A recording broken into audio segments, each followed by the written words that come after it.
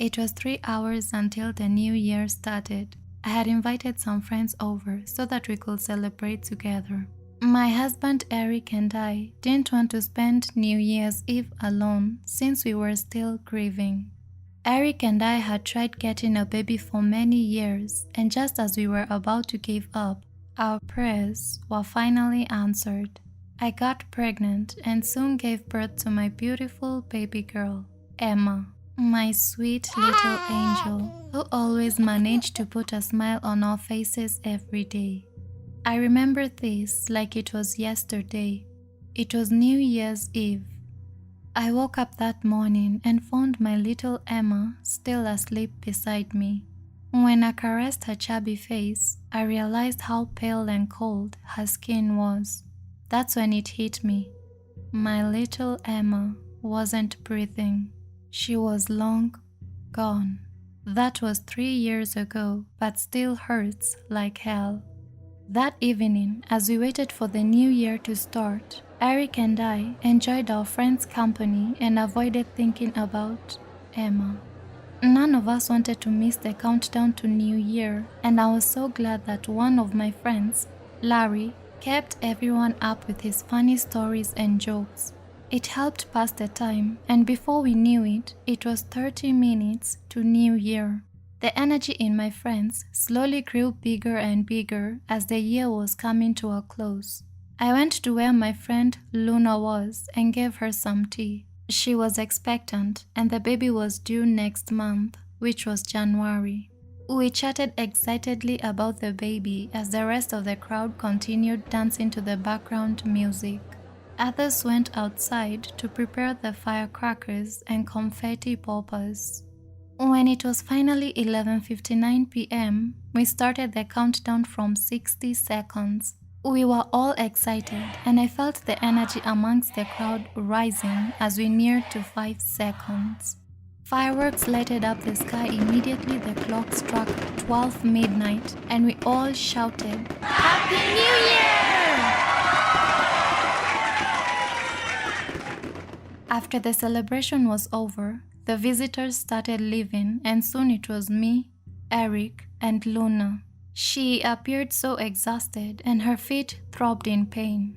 I insisted that she should sleep over at my place and I would drive her to her home the next day. "I'll drop you home the first thing in the morning, dear. Now let's get you comfortable. Come," I told her and guided her to one of the rooms in my house. Once Luna was done showering, she fell asleep the moment her head hit the pillow.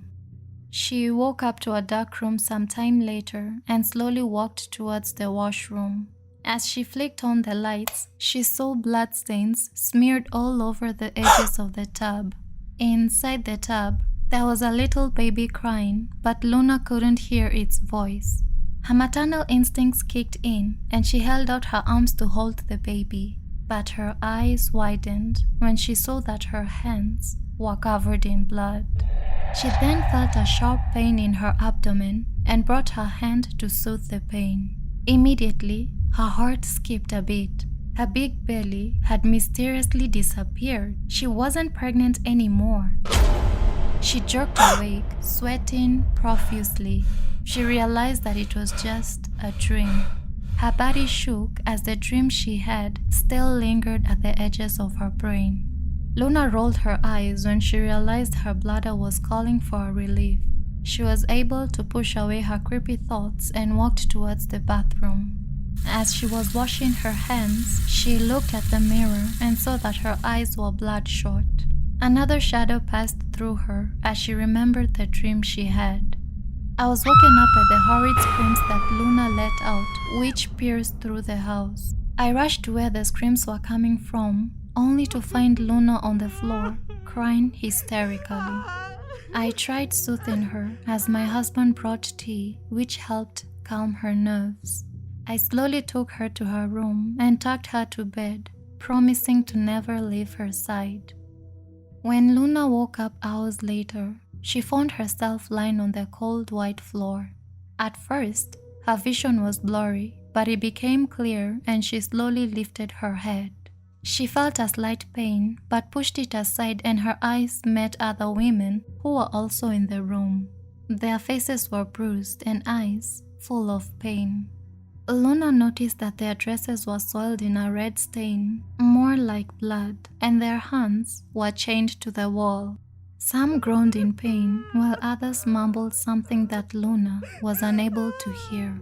She also realized that her hands too were chained to the wall, and this scared her.